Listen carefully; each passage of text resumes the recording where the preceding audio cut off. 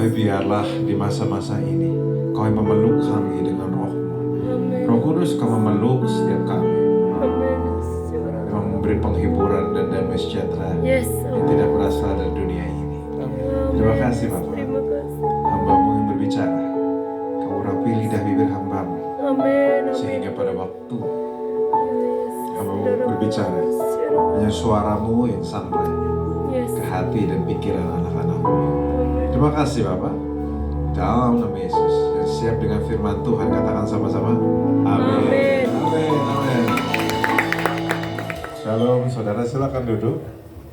Selamat pagi, saudara-saudara dari GBI Reis Resinda. Apa kabar? Luar biasa. Ya, baguslah, luar biasa. Tapi nggak luar biasa juga nggak apa-apa. Nggak semua orang selalu dalam keadaan terbaik, setuju ya saudara? Tapi Tuhan menyertai saudara, entah keadaan saudara baik atau enggak. Saudara jangan terlalu tegang lihat saya tahu saya orang asing, halo. Karena tak kenal maka tak sayang. Karena saya haus kasih sayang ya saudara ya. Perkenalkan, nama saya Raguel Lewi. Saya hamba Tuhan, dan kemarin saya sempat bicara di pertemuan doa tadi malam. Ada yang datang ke pertemuan doa tadi malam? Oh, beberapa datang, jadi saya nggak perlu terlalu perkenalkan diri saya lagi. Saya dari Jakarta, bagi saudara yang belum tahu. Tapi saudara nggak kenal saya juga nggak apa-apa. Yang penting saudara kenal Yesus, amin. Oke, saya berterima kasih atas Bapak, Ibu, dan Ibu yang memberi saya kesempatan. Dan saya juga ketemu sama teman lama saya, Temi, setelah bertahun-tahun menghilang dan kerjaannya banyak sekali. Saudara, jadi saya nggak tahu saudara ekspektasinya apa ke saya, tapi ini cara saya bicara. Saya tidak suka marah-marah di mimbar ya saudara ya, nggak suka gebrak-gebrak meja. Jadi saya tenang aja saudara. Jadi karena saya tidak pernah datang untuk menghakimi saudara. So, saya berharap saudara bisa tetap menikmati sukacita di tempat ibadah ini. Amin. Amin. Kita bersyukur bisa datang ibadah lagi. Kita bersyukur bahwa akhirnya pelan-pelan COVID-19 pergi dari Indonesia. Lalu akhirnya diganti perang Rusia ya saudara ya, memang ya. Dramatisnya belum selesai saudara. Dan hari ini saya berharap bahwa saudara bisa membuka pikiran dan telinga saudara atas apa yang ingin saya sampaikan. Saudara tahu nggak bahwa setiap kali saya mau berbicara, saya selalu bilang, pada waktu kita mengucapkan syukur, pakailah bahasamu yang terjujur, bukan bahasa yang terindah. Mungkin saudara punya bahasa yang terindah pada Tuhan. Mungkin saudara terbiasa untuk ngomong, oh Tuhan, Kau yang bertahta di kerajaan surga, Kau begini, dan begitu. Dan saudara mungkin punya kata-kata indah lainnya. Tapi saudara tahu nggak? Tuhan itu Bapa. Amin saudara? Saudara bisa bayangkan nggak kalau Anda ngomong sama Bapak Anda, oh Ayah Anda yang telah menciptakan aku ke dunia ini. Diberkatilah isi dompetmu dan depositomu. Bila kau kuat dalam mengurusin uang sekolahku, tertanda beban finansialmu. Kan nggak kayak gitu kan saudara. Kenapa? Karena seorang ayah dimanapun tentu baik untuk bicara sopan, tapi lebih baik bicara jujur. Saudara tahu nggak bahwa saat begitu banyak dunia ngomong haji sama Tuhan takut, tapi Tuhan Bapa di surga menghendaki saudara dan saya untuk bicara jujur dengan Dia. Nggak usah pakai bahasa yang susah-susah, tapi bahasamu yang terjujur. Saudara tahu nggak bahwa kitab Mazmur penuh sekali lagi dengan omelan Daud. Kitab Mazmur pertama itu bicara bagaimana Daud senang merenungkan firman Tuhan. Mazmur kedua bicara Daud protes sama Tuhan. Mazmur 3 Daud bersuka cita lagi. Mazmur 4 Daud protes lagi. Kayak ada momennya dia protes, ada momennya dia bersuka cita. Kan kayak orang gangguan jiwa sebenarnya saudara ya. Ini yang bener yang mana nih? Tapi saya nggak pernah lihat kalau kitab kita sama ya. Saya tidak pernah dengar, maka tersinggunglah Tuhan dengan Daud dan menyambar petir Daud. Ada yang pernah baca itu saudara? Nggak ada ya? Kitab kita sama ya? Siapa tahu kitabnya salah server kan saudara ya? Saudara tidak akan pernah lihat hal itu. Karena Tuhan tidak terganggu dengan segala kemarahanmu, dengan kesedihanmu. Tuhan lebih besar dibanding kemarahanmu. Dan justru pada waktu saudara datang sama dia, datanglah dengan segala keberadaanmu. Jangan bermuka-muka. Jangan datang dengan segala ketakutan dan sebagainya. Tapi datang dengan segala keberadaanmu. Kalau saudara nggak dalam keadaan terbaik, it's okay, angkat tangan. Tuhan, saya nggak dalam keadaan terbaik, tapi saya mau angkat tangan, karena Engkau layak terima segala pujian. So, hari ini memang bicara tentang Pentakosta dan kenaikan Tuhan Yesus. Kita percaya kenaikan Tuhan Yesus itu luar biasa, karena kenaikan Tuhan Yesus juga adalah bukti bahwa Dia akan turun kembali menjemput saudara dan saya. Karena di dunia nggak mudah ya saudara ya. Cicilan itu berat ya saudara ya. Cicilan itu berat, tapi kita bersyukur bahwa Dia akan jemput kita lagi. Nah, hari ini saya hanya mau bicara tentang sesuatu. Setiap kali saya bicara dimanapun saya berada, saya menyukai untuk berbicara tentang gereja lokal. Saya mencintai gereja lokal, saya mengasihi gereja saudara. Hari ini izinin saya bicara sesuatu yang sangat simple, tapi saya harap bisa saudara cerna dengan baik dan buat saudara lebih mudah saling mengasihi satu sama lain. Saya hanya mau bicara tentang kenakanlah kasih. Kenakanlah kasih. Saudara tahu nggak bahwa hubungan adalah sesuatu yang sangat penting di hidup kita? Hubungan adalah sesuatu yang kita butuhkan, bukan cuma kita inginkan, saudara. Saudara dan saya adalah produk dari sebuah hubungan. Mau setua apapun saudara, saya nggak pakai kata tua deh, sesenior apapun saudara, biar nggak ada yang tersinggung ya. Sesenior apapun saudara, saudara adalah produk dari hubungan orang tua saudara. Ada yang di sini lahir dari amuba? Nggak ada kan saudara ya? Nggak ada yang berkembang biak dan membelah diri di sini ya. Semua lahir dari hubungan. Artinya kita pun membutuhkan hubungan. Dan saudara tahu bahwa Tuhan juga adalah Tuhan yang relational. Dia bukan Tuhan yang menjauh di sana. Dia turun untuk menebus dosa saudara dan dia naik lagi untuk turun lagi. Makanya sebenarnya tentang Yesus, judul yang paling cocok untuk dia adalah pergi untuk kembali. Nah, dan saudara tahu nggak bahwa Tuhan itu kekristenan itu nggak pernah bicara soal agama sebenarnya. Kekristenan bicara soal hubungan. Bagaimana Tuhan ingin dekat. Dan Tuhan menginisiasikan hubungan pada saudara dan saya. Bahkan sebelum kita kenal Dia. Dan sebenarnya saudara tahu nggak bahwa itu keuntungan untuk kita. Kenapa? Karena kalau kita punya hubungan dengan seseorang, kita tidak akan mudah salah sangka. Apa sih bisa cerita saudara? Kalau saudara punya hubungan dengan seseorang, saudara tidak akan mudah salah sangka sama dia. Contoh, ada orang yang chatnya lama nggak dibales, tapi karena orangnya kenal sama yang dia chat, dia nggak tersinggung. Karena mungkin dia tahu bahwa orang ini kalau balas chat lama. Tapi kalau dia tidak punya pengenalan, mungkin aja orang akan merasa, ini orang nggak menghargai saya. Padahal sebenarnya itu hubungan. Itu keuntungan bagi kita. Dan pengenalan ada sesuatu yang luar biasa. Saya nggak tahu, saudara pernah nggak saudara saking dekatnya sama orang, atau mungkin dekat sama anak dan orang tua saudara, baru beliau nyampe depan pintu, saudara udah tahu ini langkah kaki ayah saya. Ada yang pernah kayak gitu saudara? Ya, kenapa? Itu keintiman, itu kedekatan. Saya pada waktu kecil, saya masih tinggal sama orang tua saya. Saya tinggal di lantai 2 saudara. Anak-anak kamarnya lantai 2. Dan saya bisa kenalin langkah ayah saya, langkah ibu saya. Dari langkahnya udah ketahuan saudara. Kenapa? Ya karena itulah namanya pengenalan. Pintu diketok aja, dari pintu bisa kenalin ini siapa yang ngetok. Itulah keintiman. Dan karena itulah saya selalu encourage saudara punya hubungan yang personal dengan Tuhan. Bagus punya hubungan yang personal dengan gembala saudara. Bagus. Jika saudara punya hubungan dekat dengan gembala saudara, bagus. Tapi lebih dekat lagi, saudara perlu punya hubungan yang personal dengan Tuhan. Amin. Itu yang paling penting. Supaya kita, kenapa kita punya hubungan personal dengan Dia? Supaya kita tidak salah sangka dengan Dia. Begitu banyak orang salah sangka dengan Tuhan. Bukan karena Tuhan yang jahat, tapi karena kita kurang kenal. Kenapa? Karena hubungan akan melahirkan pengenalan. Pengenalan akan melahirkan pengertian. Semakin saudara kenal seorang, semakin saudara bisa hati dia seperti apa. Inilah yang bikin begitu banyak orang nggak takut, atau begitu banyak perempuan yang nggak takut walaupun suaminya mungkin keker, bentukannya galak, tongkrongannya tinggi, tapi dia nggak takut sama suaminya. Kenapa? Karena dia tahu hati suaminya. Saudara, kalau saudara tahu ada film Aquaman, saudara, ada yang nonton di sini Aquaman? Nah, saya pemeran namanya Jason Momoa itu badannya segede-gede kasih karunia gitu, saudara. Tinggi banget, terus tongkrongannya ngeri banget, saudara.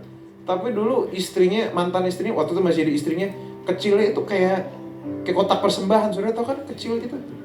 Mungil gitu, kayak jalan tuh kayak Daud dan Goliat gitu. Tapi kenapa istrinya tidak terintimidasi dengan suaminya? Karena istrinya kenal suaminya. Ya, wajahnya boleh ngeri, tapi hatinya Hello Kitty. Sangat mungkin seorang punya kayak gitu kan? Ya, dan jika kita kenal dia, saudara juga belum tentu tahu jalan-jalannya, tapi saudara minimal tahu isi hatinya. Tidak ada seorang pun yang bisa mengerti isi pikiran Tuhan, tapi seseorang bisa kenal hatinya Tuhan. Dan semakin saudara kenal hatinya Tuhan, saudara akan menyadari bahwa sebenarnya semua yang diperintahkan untuk kita adalah untuk kebaikan. Saudara, nggak usah jadi Tuhan dulu. Bagi saudara yang punya anak, saudara pasti tahu. Saudara paksa anak yang saudara masih bayi untuk mandi, apakah itu untuk kebutuhan saudara? Bukan. Untuk kebutuhan anakmu. Walaupun anakmu berontak disuruh mandi, tapi udah disuruh mandi, sekali mandi nggak mau keluar. Ada kayak gitu. Dipaksa nggak mau, begitu dia nyebur nggak mau keluar. Atau juga anakmu misalnya udah siang, kamu harus tidur siang. Disuruh tidur siang, berontak nggak mau tidur siang, akhirnya pas tidur, lama tidur nggak bangun-bangun. Dulu nggak ada yang suka tidur siang, saya juga nggak suka tidur siang. Pada waktu orang tua saya suruh saya tidur siang, itu adalah momen yang paling tidak saya sukai. Dan saya rasa beberapa dari saudara pun masih kecil juga nggak suka tidur siang. Begitu besar, saudara, kok bisa ada waktu 10 menit aja tidur siang? Itu sebuah anugerah. Yang mengerti maksud saya katakan noted. Kalau bisa tidur siang sebentar aja, itu sebuah anugerah. Tambah ke akhirnya kita butuh kedewasaan untuk menyadari bahwa ternyata ini baik ya bagi kita ya. Ini simple, ini klasik. Apa yang saya pikirkan simple, tapi berapa banyak kita melupakan hatinya Bapa seperti ini. Kita lupa seperti itu. Jika kita tahu dia Bapa yang baik, maka harusnya kita sadar bahwa kata tidak pun mengandung kebaikan. Berapa banyak di antara kita protes dengan Tuhan, bahwa Tuhan, ini kok Tuhan gak say yes terus sih? Kenapa Tuhan gak yes dengan doa saya? Padahal kita harus ngerti, di kata tidak pun ada kebaikan Tuhan. Seorang ayah, walaupun punya budget, apakah ada orang ayah yang izinin anaknya umur 5 tahun naik motor, saudara? Gila namanya. Gak ada. Bahkan kata tidak pun lahir dari kasih. Ya. Dan makanya jika ia minta seorang mengampuni, untuk mengasihi, seharusnya itu untuk kepentingan kita sendiri. Dan maka dari itu, saya mau masuk, kita sama-sama buka di Kolose 3 ayat 12 sampai 15. Kolose 3 ayat 12 sampai 15. Itu tadi saya belum khotbah, saya masih pembukaan dong, saudara. Saya baru masuk sana. Sabar ya. Kolose 3 ayat 12 sampai 15. Karena itu, sebagai orang-orang pilihan Allah yang dikuduskannya dan dikasihinya. Udah muncul, saudara? Udah muncul. Kenakanlah belas kasihan, kemurahan, kerendahan hati, kelembutan, dan kesabaran. Lanjut. Ayat 13. Sabarlah kamu seorang terhadap yang lain, dan ampunilah seorang yang akan lain apabila seorang menaruh dendam terhadap yang lain, sama seperti Tuhan telah mengampuni kamu perbuat juga demikian. Dan di atas semuanya itu artinya semua ini diikat dengan ini. Kenakanlah kasih sebagai pengikat yang mempersatukan dan menyempurnakan. Hendaklah damai sejahtera Kristus memerintah dalam hatimu. Karena untuk itulah kamu dipanggil menjadi satu tubuh, dan bersyukurlah. Ini sebuah ayat yang menurut saya sangat menarik, karena statementnya, satu pernyataan, yaitu tentang kenakanlah kasih. Pada waktu saudara lihat ayat ini memberi saya impresi bahwa kasih itu seperti sesuatu yang dikenakan. Dia seperti baju yang kita kenakan. Dia seperti sesuatu yang secara sadar kita bisa pilih untuk kenakan. Bukan dirasakan. Jadi tampaknya firman Tuhan bilang, kalaupun kasih mempunyai unsur perasaan, tapi juga ada unsur pilihan di dalamnya. Apa saya bisa cerna sih ini saudara? Ya, ada unsur pilihan. Berarti Alkitab juga pernah bilang, siapa bertelinga hendaklah ia mendengar. Kenapa? Karena orang yang bertelinga belum tentu mau mendengar. Semua orang punya telinga, tidak semua orang mau mendengar. Jadi memang ada unsur pilihan dalam kehidupan kita. Dan cinta itu juga pilihan, saudara. Saudara pasti tahu, ya mungkin dari menikah lebih lama sekali mungkin ngerti maksud saya, saudara. Seringkali kalau misalnya baru awal-awal masih pacaran, kayak segala hidup tuh manis. Gitu udah menikah, pas udah mulai ada beban keuangan, udah mulai ada anak, yang anaknya susah diatur. Nah disitulah dramatisnya kehidupan. Saudara tidur sama musuh gitu mungkin beberapa. Ya saya nggak tahu. Nah, apalagi ada tekanan soal uang, belum finansial. Banyak orang bilang uang tidak membawa kebahagiaan. Iya, tidak membawa kebahagiaan kalau uangnya kurang. Ini setuju saudara? Saya cuma bercanda saudara, udah tenang aja saudara. Jangan tegang-tegang gitu amat ya saudara ya. Saya kayak lagi di gua singa ngeliat saudara semua. Oke, relax ya saudara di belakang. Aman semua hidup? Aman. Ya. Nah, jadi hubungan adalah sesuatu yang sangat penting saudara. Kenapa? Kayak saya yakin bahwa apa yang Paulus sampaikan itu nggak sembarangan. Karena dia tahu hubungan ada sesuatu yang sangat penting. Nah, hubungan itu juga tidak mudah. Kadang orang terdekat kita justru yang paling menyakiti kita. Oh, kalau misalnya saya bisa punya pisau di tangan saya. Pisau saya akan berdampak paling besar pada orang di sebelah saya. Tapi pisau saya tidak akan berdampak besar pada orang jauh di sana. Jadi memang kenyataannya, memang yang paling dekat itu yang paling nyakitin. Kalau saudara boleh cek hidup saudara bisa tahu orang yang paling menyakiti saudara biasanya yang paling dekat. Orang jauh tidak bisa menyakiti saudara karena jaraknya jauh. Nah masalahnya saudara, kita juga perlu ngerti, kita juga perlu tahu hal ini. Hanya karena kita tidak menghargai mereka, bukan berarti mereka kehilangan nilainya. Saya ulang sekali lagi, hanya karena saudara tidak atau berhenti menghargai orang-orang di samping saudara, tidak berarti mereka kehilangan nilainya. Banyak di antara kita tidak menghargai banyak hal. Kita tidak menghargai pekerjaan kita. Kita tidak menghargai anak kita, tidak menghargai istri kita, tidak bahkan kalau boleh jujur di gereja tidak selalu menghargai gembala kita. Tidak selalu menghargai orang-orang melayani. Padahal saudara, kalau nggak ada orang melayani, kita ibadah susah saudara. Kalau nggak ada gembalamu, siapa yang akan bicara denganmu? Hanya karena kita udah terlalu terbiasa dekat, sehingga kita kayak tidak menghargai. Padahal hanya karena saudara tidak menghargai, nggak berarti dia kehilangan nilainya, saudara. Tidak kehilangan nilainya. Bahkan jangan pernah lupa, saudara tahu nggak? Ada begitu banyak orang protes dengan pekerjaan mereka, ada begitu banyak orang protes dengan hidup mereka, sambil mereka lupa bahwa hidup mereka sekarang dulu ada jawaban doa. Berapa banyak hidup saudara hari ini yang saudara nggak suka, sebenarnya ada jawaban doa dari doa yang sudah saudara doakan dari lama. Ada seseorang yang dari dulu nangis kenceng banget untuk dia bisa punya anak. Bertahun-tahun pakai bayi tabung, bayi silinder, jajaran genjang dan segala berbagai macam bayi dia coba lakukan. Akhirnya begitu punya bayi, awal dia happy. Tetapi begitu punya anak, lama-lama dia sadar, aduh ini anak susah banget dan sebagainya. Saya udah terlalu banyak orang cerita ke saya. Terus punya pekerjaan, saya pengen punya pekerjaan gaji besar dan sebagainya. Dan begitu punya, dia protes sama pekerjaan. Bos saya begini, bos saya begitu, dan sebagainya. Padahal sebenarnya mereka lupa bahwa mereka ada di dalam jawaban doa mereka. Coba saya ajak saudara ingat-ingat kembali. Seberapa banyak saudara tidak menghargai jawaban doa yang Tuhan sudah berikan. Saudara perlu ingat. Saudara nggak menghargai keselamatan saudara, hidup dosa suka-suka. Bukan berarti keselamatan kehilangan nilainya. Kadang kita yang berhenti menghargai. Saudara tahu bahwa di balik ibadah yang saudara jalani hari-hari ini, ada begitu banyak orang yang bekerja untuk bisa ini selesai. dengan baik. Agar saudara bisa melayani dengan dapat praise and worship yang baik. Mereka berlatih, bahkan yang saya dengar dari Temi latihannya lama ya Temi. Saudara tahu nggak, begitu banyak orang agar ini yang berkontribusi, bersatu sama-sama agar ibadah ini bisa berjalan dengan baik. Dan mungkin beberapa di antara saudara gara-gara udah keseringan jadi saudara tidak menghargai. Padahal ada sesuatu yang penting. Ada begitu banyak gereja yang nggak punya pemain musik. Amin saudara. Halo, amin.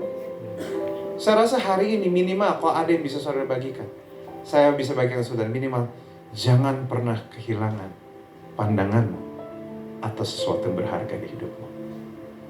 Mobil saudara, apa yang saudara punya, tetap merupakan sesuatu yang berharga hanya karena saudara berhenti menghargainya. Amin saudara? Beberapa diem langsung. Tapi emang kenyataannya seperti itu. Dan makanya mengenakan kasih ada sesuatu yang penting. Kenapa? Karena mengenakan kasih berarti seseorang tuh siap dibawa ke posisi tanggung jawab yang lebih. Kenapa? Karena dia berjuang untuk ketenangan. Siapa yang saudara setuju bahwa ketenangan di rumah, ketenangan di gereja ada sesuatu yang sangat kita idamkan? Kita pengen gereja yang tenang, kita pengen punya rumah tangga yang tenang. Tapi damai sejahtera bukan cuma sesuatu yang kita rasakan, tapi sesuatu yang harus diperjuangkan.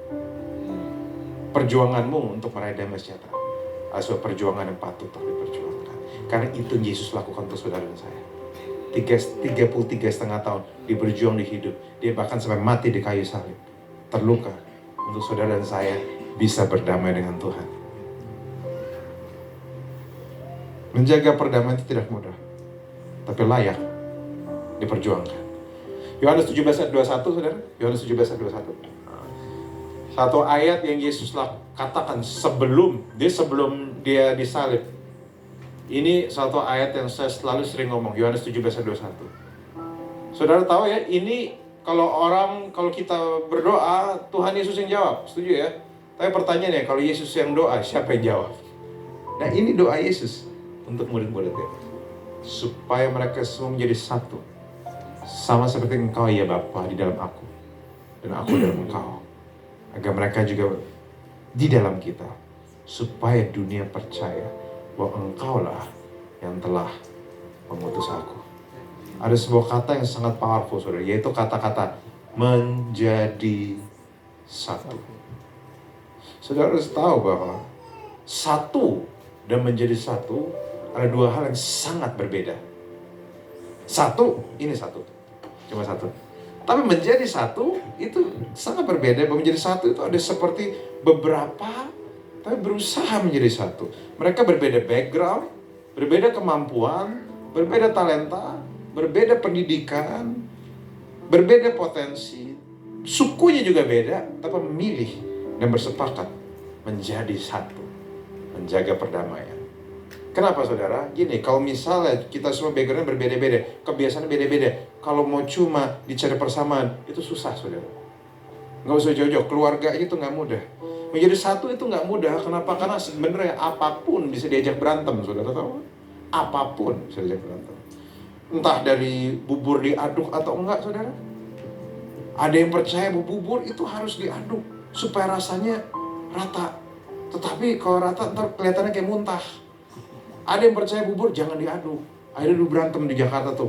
Saya tim bubur diaduk, kamu tim bubur apa? Oh nggak diaduk, oh kafir kamu. Nah, apapun sudah berantemin. Pencet odol aja, satu dari tengah di keluarga ya, satu dari belakang, itu aja bisa berantem. Beberapa iya. Tutup toilet aja, ada yang dibuka, ada yang ditutup, itu bisa berantem saudara. Ya kan? Kenapa kamu habis pakai, kamu tutup dong? Oh enggak, ya kan saya cowok, maksudnya masa saya harus buka gitu. Ya itu semua bisa diberantemin saudara. Tapi walaupun berbeda, justru saat saudara bersatu, kekuatannya akan jadi luar biasa. Saudara, kenapa saya bahas hari ini? Kenapa? Karena hari-hari ini di keluarga, especially di gereja, begitu banyak orang yang mau enaknya sendiri. Begitu banyak orang yang dia mau bikin rencananya sendiri. Tapi padahal sebenarnya saudara, yang Tuhan doakan, yang Tuhan inginkan, nggak jauh-jauh. Dia nggak inginkan saudara untuk jadi sempurna atau super kudus. Misal saudara ditanya, pagi Pak, shalom, gimana kabarnya? Haleluya, sehat Pak, glory. Tuhan gak minta saudara kayak gitu saudara. Tapi Tuhan minta saudara saling mengasihi. Saudara minta saudara bersatu, memilih untuk tidak mempermasalahkan perbedaan yang gak perlu dipermasalahkan. Apa saya bisa cerna sejauh ini saudara? Ya, tidak. Karena kalau mau dicek, semua akan selalu ada perbedaan saudara. Dan orang yang mengenakan kasih, berarti dia tidak akan jatuh dalam perselisihan seenaknya. Karena perselisihan bisa di mana-mana saudara. Di kantor saudara, apalagi kan? Kenyang kan perselisihan kan? Drama kantor itu satu drama yang paling menyebalkan di seluruh dunia saudara. Keluarga juga. Orang memang yang ngomongin tuh ada di mana-mana. Tapi pertanyaan saya cuma satu, apakah kita perlu jatuh ke sana? Orang ngomongin di belakang tuh banyak saudara. Dan saudara, saya mau kasih tahu, saudara diem di gereja pun, di sana, di daerah sana, Karawang sonoan dikit, bisa aja ada orang ngomongin saudara. Tapi pertanyaan saya, apakah kita perlu jatuh ke sana? Saudara tahu nggak? Ini nih yang saya pelajarin nih. Ini bagi saudara yang mungkin kupingnya agak tipis, saya harus ceritakan kebenaran ini. Ini yang saya pelajarin nih, setelah saya melayani berbelasan puluhan tahun. Saudara nggak baik, ada yang ngomongin. Saudara baik, ada juga yang ngomongin. Orang akan selalu temukan alasan untuk ngomongin saudara. Kenapa? Karena ada kemungkinan kalau saudara baik diomongin, saudara nggak baik diomongin, mungkin ada kemungkinan dia iri dengan hidup saudara. Jadi kalau misalnya saudara berpikir, saya nggak mau diomongin orang, oh itu ekspektasi yang salah saudara. Saudara akan selalu dibicarain. Tapi respons kita gimana? Kalau respons orang baik diomongin, respons orang nggak baik pun diomongin, ya udah mendingan jadi orang baik. Loh tetap diomongin juga kok, cuekin aja. Choose to keep peace, saudara. Alkitab jelas menayangkan tentang betapa kita butuhkan perdamaian. Saudara, di dalam lingkungan saya, dalam kepemimpinan saya tadi malam baru aja saya dikontak, saya share sedikit di kontak bahwa di tim saya ada sedikit perselisihan saudara. Perselisihan. Tapi saya berkali-kali sudah bilang sama mereka bahwa, dan ini yang kita perlu mengerti saudara, bahwa namanya masalah, perlakukan masalah sebagaimana adanya. Yang kecil, perlakukan dia kecil. Yang besar, perlakukan dia besar. Jangan, yang sering jadi masalah kan, yang kecil dianggap gak ada, yang besar dikecilin. Akhirnya jadi masalah, ada dua. Yang jadi masalah juga kalau kecil dibesarin. Ada juga yang besar, makin besar lagi. Nah, perlakukan masalah sebagaimana adanya. Dan ini yang jadi masalah di antara kita. Nah, maka dari itu, banyak orang ngerasa, tapi Kak gimana caranya? Setuju gak saudara bahwa kadang melakukan hal yang benar gak perlu pakai perasaan. Melakukan hal yang benar gak perlu tunggu, aduh saya harus merasa saya melakukan hal yang benar. No. Melakukan hal yang benar gak perlu tunggu pakai perasaan. Karena semua anak Tuhan hidup di dalam kebenaran, bukan perasaan. Setuju saudara? Perasaan gampang berubah. Saya share kemarin di doa kemarin, mungkin saudara pernah ingat tentang bagaimana pada waktu saya dulu tinggal di apartemen dan saya habis berdoa, habis saat teduh, rasanya Tuhan dekat sama saya. Saudara tahu kan momen-momen habis saat teduhnya top kan saudara? Segera rasanya, oh Tuhan menyertai saya. Begitu saya ke kemacetan Jakarta, damai sejahtera saya hilang saudara. Apakah saya harus ngikutin terus perasaan saya? Enggak perlu saudara. Saya harus tetap jalan. Karena gimana pun, orang benar, Alkitab bilang hidup oleh iman.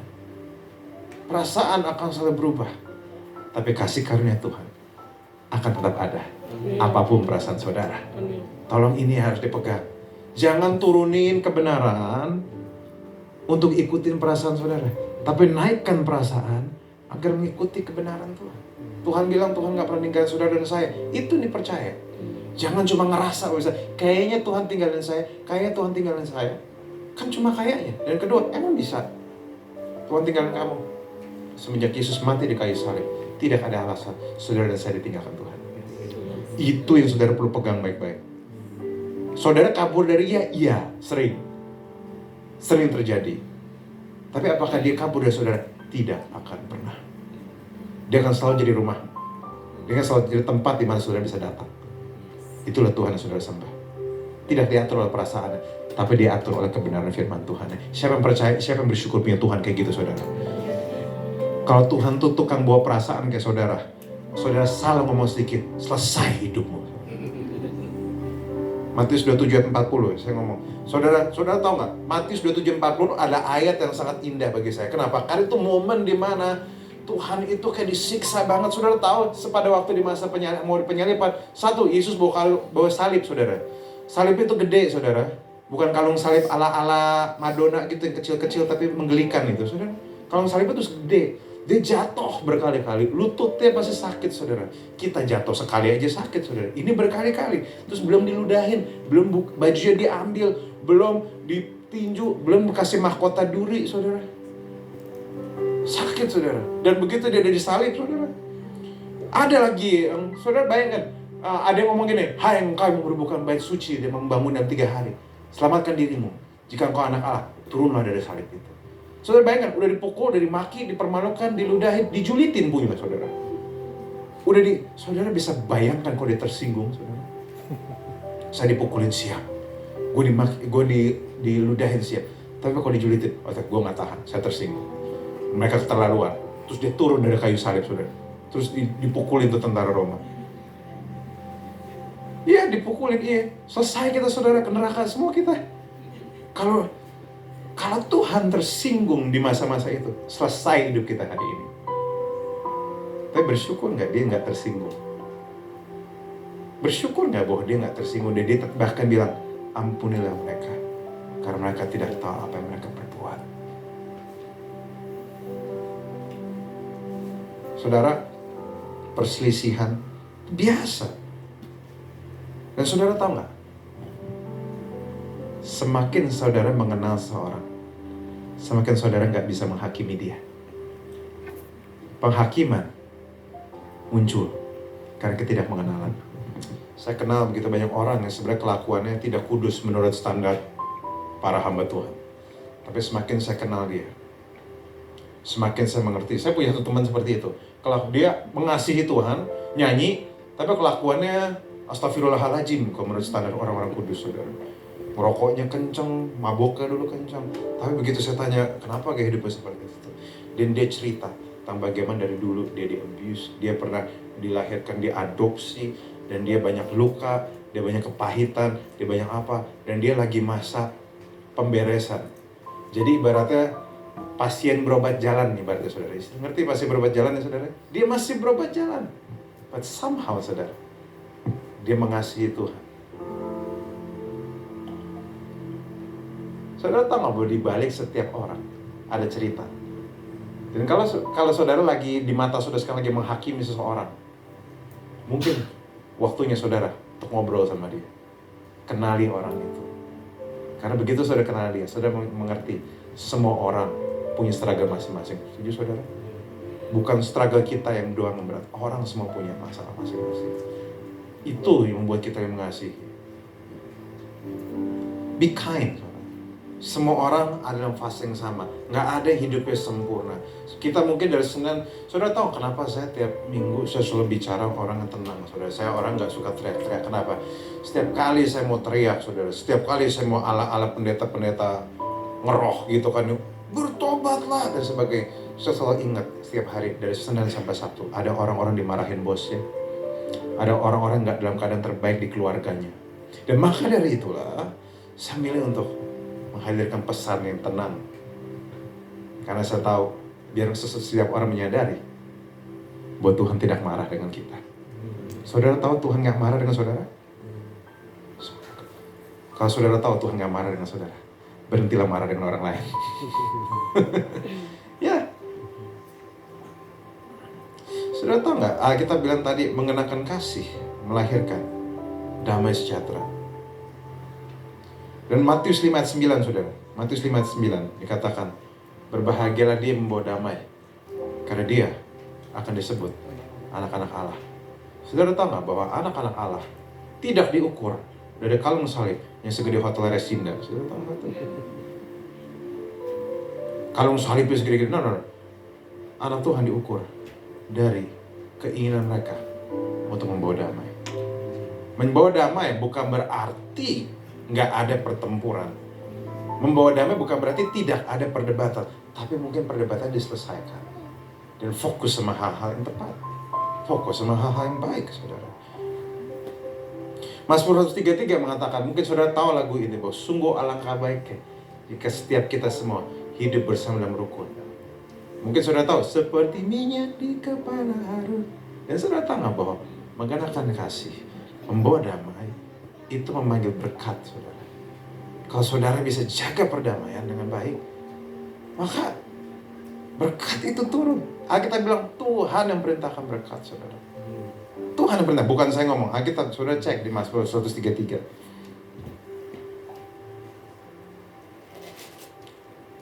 Kenapa, saudara? Karena makanya di Amsal 4 mengatakan, jagalah hatimu dengan segala kewaspadaan, karena dari situlah terpancar kehidupan. Karena Tuhan bisa jaga semua, tapi ada satu yang dia gak bisa jaga. Dia gak bisa jaga hatimu. Makanya kita bilang, jagalah hatimu, karena hatimu adalah teritorimu. Sisanya itu teritori Tuhan. Saudara bisa jaga hatimu, Tuhan bisa jaga yang lain. Apa saya bisa cerna, saudara? Karena menjaga hati, menjaga pikiranmu, tidak terjatuh dalam perselisihan seenaknya. Minimal kalau misalnya ada masalah di gereja ini, jangan ikutan asumsi. Saya ngomong kemarin, saudara, hari ini pencurahan Roh Kudus kan. Selagi persiapan pencurahan Roh Kudus dengan tanda awal berbahasa roh. Semua orang suka sekali berbahasa roh kencang-kencang. Saudara, pertanyaan saya cuma satu. Untuk apa bahasa roh mau lancar kalau bahasa Indonesia mau kasar? Halo? Anda yang pintar bahasa roh? Untuk apa? Anda boleh bersikiaraba sepanjang zaman. Tapi Tuhan, saat Roh Kudus hidup dalam saudara, Roh Kudus bukan cuma bikin saudara bisa berbahasa roh, tapi harusnya bisa berbahasa Indonesia dengan baik, benar, memberkati, dan mengasihi. Amin, saudara? Amin. Ya, nggak cuma bahasa roh, bahasa kasih juga dia kasih, saudara. Jadi bahasa rohnya harus tetap dipegang, bahasa kasihnya jangan dilupakan. Jangan sampai lupa itu.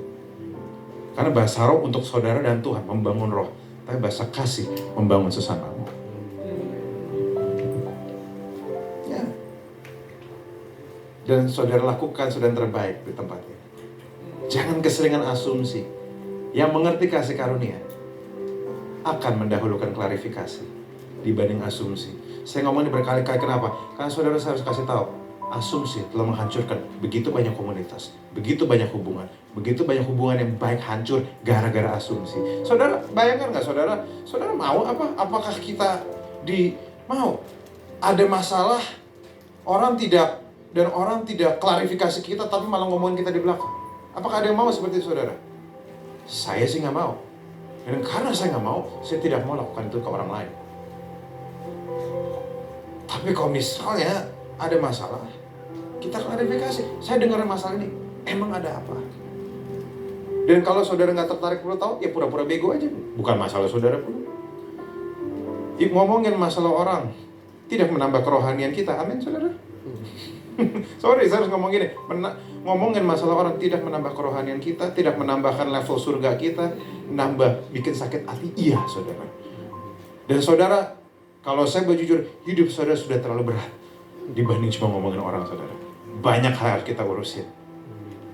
Saya, untuk menjaga hati dan pikiran saudara, untuk menjaga ketenangan di hidup saudara, kita nggak perlu bicara masalah orang lain. Karena masalah setiap orang punya porsinya masing-masing. Justru kalau saudara bisa lakukan, support mereka. Kalaupun nggak tahu siapa yang salah, siapa yang benar, doakan mereka. Selesai. Saya akan tutup dengan satu cerita ini, saudara. Kenapa? Karena sambil saudara berusaha mengasihi dan mengerti, saudara harus tahu bahwa Tuhan tetap bekerja di kehidupan saudara.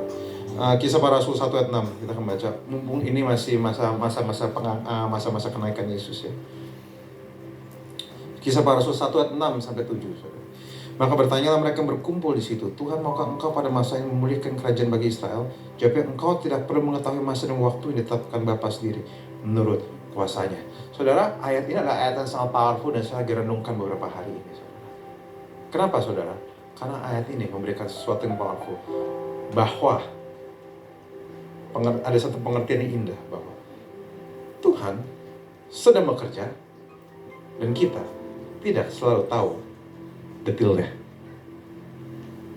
Ayat ini powerful sekali. Kenapa? Karena Tuhan. Ayat ini buat Tuhan selalu bekerja dan kita tidak selalu tahu detailnya. Saudara, sambil saudara tahukah bahwa sambil saudara berusaha mengenakan kasih, memilih untuk mengasihi, memilih untuk gak selalu ikut campur, memilih untuk tidak berasumsi, Tuhan sedang dan tetap bekerja di hidup saudara. Dan hanya karena saudara tidak melihatnya, tidak berarti Tuhan berhenti bekerja. Saya ingat pada waktu itu pernah ada momennya saya udah mau selesai saudara. Bersyukur kan? Saya udah mau selesai. saya pernah ada momennya pergi ke satu tempat di mana tempat itu ada satu tanah kosong dan ditutupin sama seng pagar, saudara tahu ya. Dan yang menarik adalah karena saya tidak melihat itu menarik, jadi karena saya hanya melihat tanah yang ditutupi seng kosong aja, saya berlalu begitu saja. Beberapa lama kemudian saya datang ke daerah itu lagi dan saya menemukan ada gedung di situ. Saudara pernah ngalamin kayak saya? Lagi udah lama lewat, kosong-kosong aja. Begitu balik lagi lewat, kok ada gedung di sini? Pertanyaan saya saudara, apakah mereka pakai jin gitu saudara? Dibangun dalam sehari kayak candi gitu? Atau memang sebenarnya pembangunan sedang terjadi, tapi kita nggak lihat. Dan sengaja nggak dilihat. Karena nggak ada hubungannya sama kita. Dan kenyataan itu yang kedua. Bahwa terjadi pembangunan. Dan hanya karena saya tidak lihat, tidak berarti pembangunan itu tidak terjadi. Hanya karena saya tidak lihat, tidak berarti ada sesuatu yang tidak terjadi. Begitupun juga hidup kita saudara. Hanya karena saudara tidak lihat apapun, tidak berarti Tuhan tidak bekerja di hidupmu. Hanya karena saudara tidak melihat itu, hanya karena saudara tidak merasakan hal itu, tidak berarti ada pembangunan, rencana Tuhan berhenti bekerja di kehidupanmu. Tuhan tetap bekerja, walaupun Anda tidak merasakannya. Tuhan tetap bekerja, walaupun Anda tidak lihat. Hanya karena saudara tidak mengerti, bukan berarti Tuhan tidak bertindak. Saya mau kasih tahu, Tuhan tidak terintimidasi dengan ketidakmengertian saudara. Saudara tahu nggak, saya pakai jam yang dibeliin istri saya, saudara. Bukan jam yang termahal, karena yang berharga bukan jamnya, tapi siapa yang kasih. Belum lama menikah, saudara. Kalau 10 tahun ngomongnya beda mungkin kali ya. Nah, jam ini jam yang menarik. Kenapa? Karena jam membuat saya bisa atur waktu lebih baik. Jam membuat saya bisa mau melihat yang lebih baik, mengatur waktu saya lebih baik. Tapi saudara tahu nggak, walaupun saya suka jam ini dan saya pakai jam ini, saya tidak tertarik untuk benar-benar mengetahui bagaimana jam ini bekerja. Saya tidak tertarik untuk buka jam ini dan berusaha figure out bagaimana jam ini bekerja. Karena saya pernah coba buka figure out, saya mencoba buka jam, yang ada malah saya sakit kepala ngeliatnya. Bingung saya ngeliatnya, kok bisa roda-roda ini muter ya? Kok bisa ini begini? Yang ada malah saya sakit kepala, saudara. Malah saya bingung. Saya dikejutkan dengan betapa rumitnya kerja jam tangan itu. Begitu banyak yang bagian bekerja dan hampir semua saya nggak ngerti. Rasanya kalau jujur, kalau saya habis saya lihat itu, rasanya sia-sia untuk saya ngeliatnya. Kayak jauh lebih baik kalau saya diam dan saya nikmatin aja hasilnya. Nah, saudara tahu nggak bahwa sama? Jangan-jangan karena terlalu rumit, makanya Tuhan tidak bocorkan rencananya. Jangan, banyak orang pengen banget figure out Tuhan, bagaimana rencana Tuhan. Bagaimana kok Tuhan gak bekerja? Saya mau lihat Tuhan bekerja.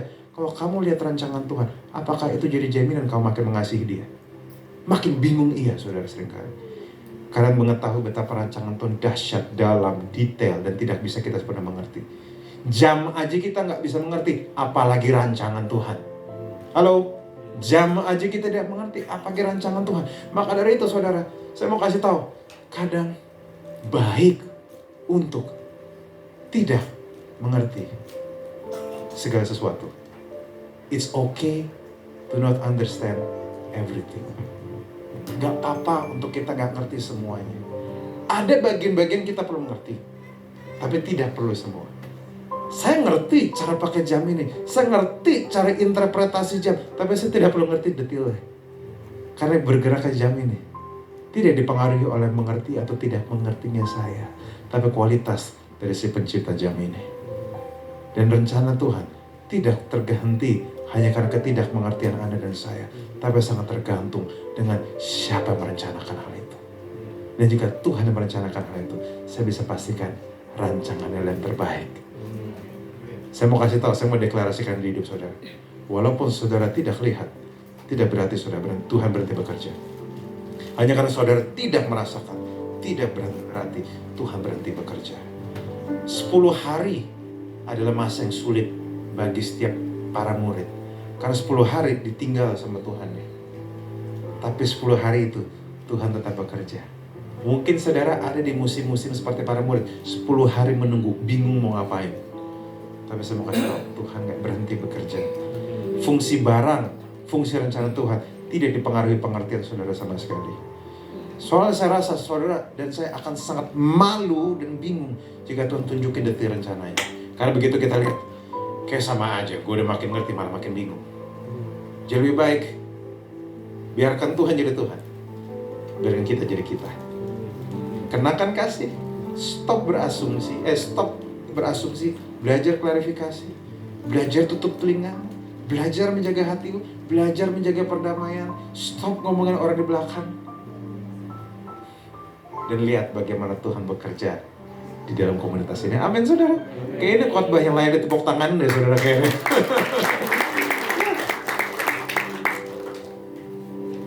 Kalau dimanapun saudara bekerja, satu hal yang saudara perlu pegang adalah hatinya Tuhan. Hati Tuhan tidak pernah untuk menghancurkan, hati Tuhan tidak pernah untuk melukai. Saudara nggak selalu perlu ngerti rancangannya, karena rancangannya lebih ribet dari jam tangan saya. Dan dia pun mungkin sengaja menutupinya, sengaja nggak kasih tahu detail. Kenapa? Karena memang itu mungkin bukan bagian kita.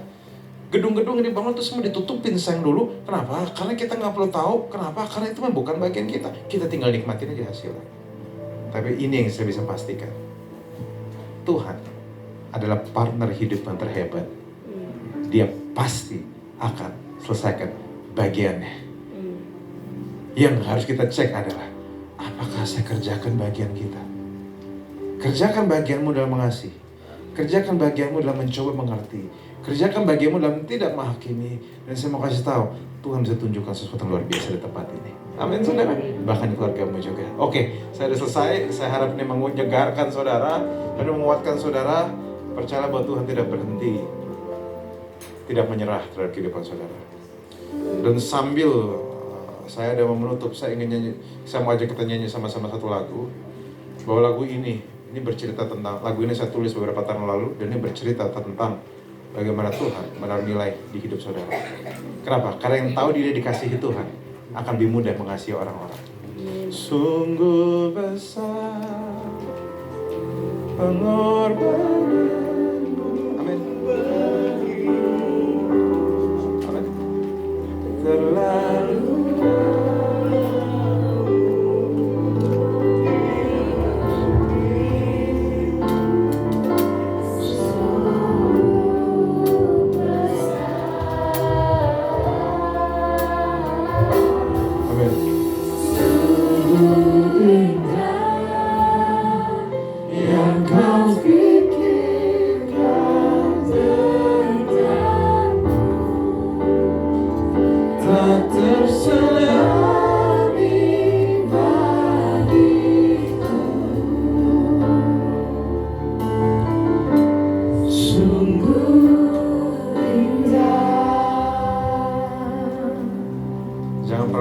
dia menaruh nilai tinggi di hidup saudara dan saya.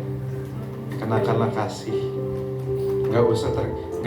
Tidak semua pertempuran saudara harus hadapin. Nggak semua pertempuran saudara harus turun dan ikutan panas. Beberapa kadang saudara perlu cuekin aja dan ya nggak ada untungnya bagi saya. Tidak semua pertempuran itu menguntungkan bagi kita. Tidak semua gosip itu harus kita dengarkan. Tidak semua asumsi harus kita keluarkan. Mendingan nanya orangnya. Tapi saya udah nanya Roh Kudus, dan mendingan nanya orangnya. Saya berharap ini menyegarkan saudara. Dan saya ini menguatkan saudara. Bapak, mari kita berdoa. Bapak, terima kasih atas kebenaran. Terima kasih atas sesuatu yang Tuhan memberikan pada kami.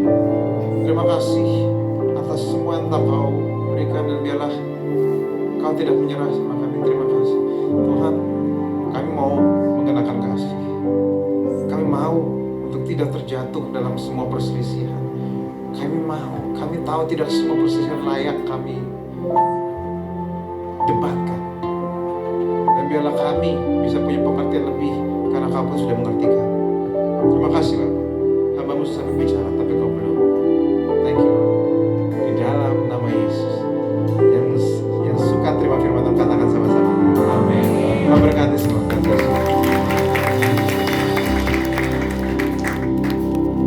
Ya, puji Tuhan, semua diberkati, amin.